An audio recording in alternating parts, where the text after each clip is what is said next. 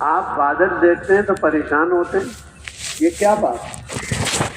ارشاد فرمایا آپ نے جس کا خلاصہ یہ ہے، جس قوم پر عذاب آیا تھا وہ بادل میں بارش سمجھ رہی تھی، اس سے ہوا آئی اور قوم 7 دن تک ہوا کی تیزی سے برباد ہو گئی، قوم سمود اور قوم عاد۔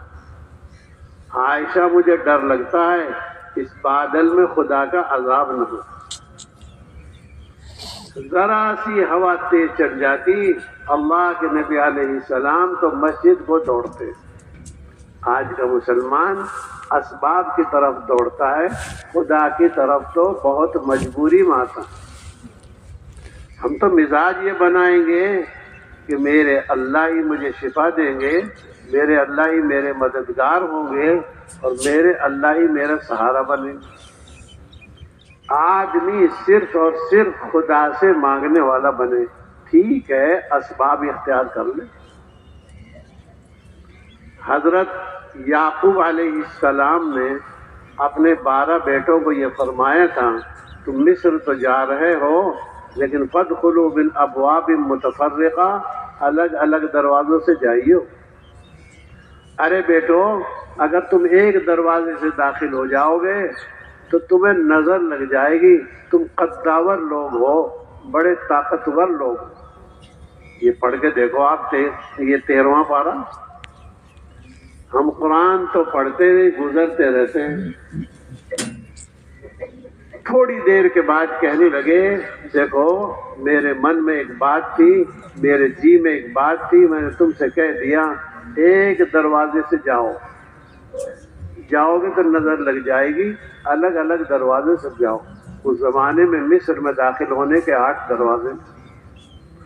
تھوڑی دیر کے بعد کہنے لگے، قرآن کی آیت میں ہی آتا ہے وَمَا أُغْنِي عَنْكُم مِّنَ اللَّهِ مِنْ شَيْءٍ، میرے کہنے سے کوئی فرق پڑنے والا نہیں ہے، جو ہونا ہے وہ ہونا ہے۔ میرے من میں ایک بات تھی، میرے جی میں ایک بات تھی، وہ میں نے کہہ دی ہے، لیکن ہوگا کچھ نہیں۔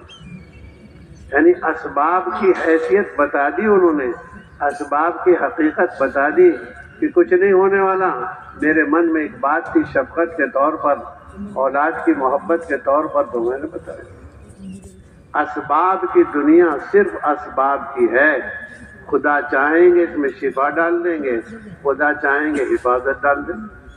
یہاں پہ رکھ دو۔ یہاں ابو لہب کی بیوی ام جمیل آئی، یہ اللہ کے نبی علیہ السلام کے لیے کانٹے بچھاتی تھی، آپ کو پریشان کرتی تھی۔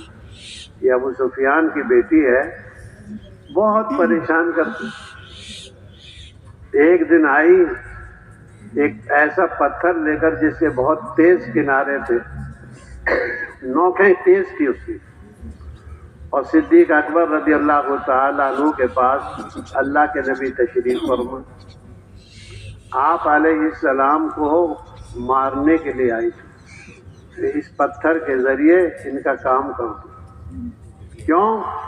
یہ سورت نازل ہو گئی نا، تبت یدا ابی لہب وتب، اس کی بیوی بھی برباد ہو، یہ خود بھی برباد ہو، حمالۃ الحطب، یہ ساری ابو لہب کی برائی کے لیے اور اس کی بیوی کی برائی کے لیے پوری صورت ہے۔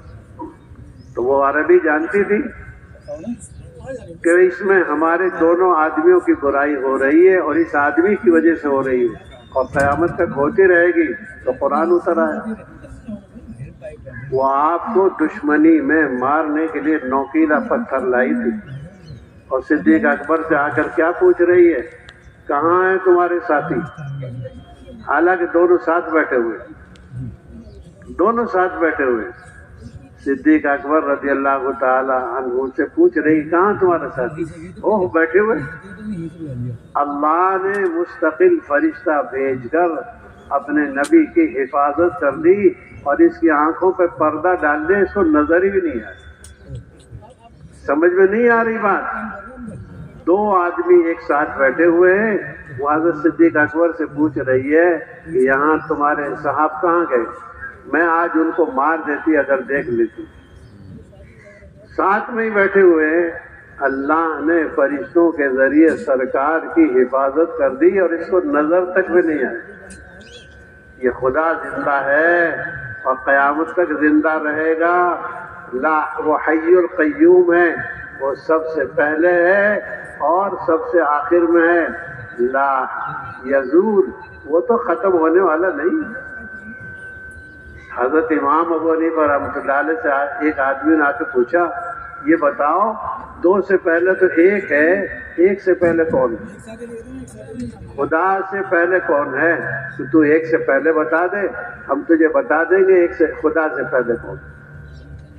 اللہ تو ہمیشہ سے ہے، ہمیشہ رہے گا۔ اگر ہم خدا کا کام کریں گے اور خدا کے کام میں رہیں گے، اللہ اس طرح چھپا لے گا غیروں کو پتہ تک نہیں چلے۔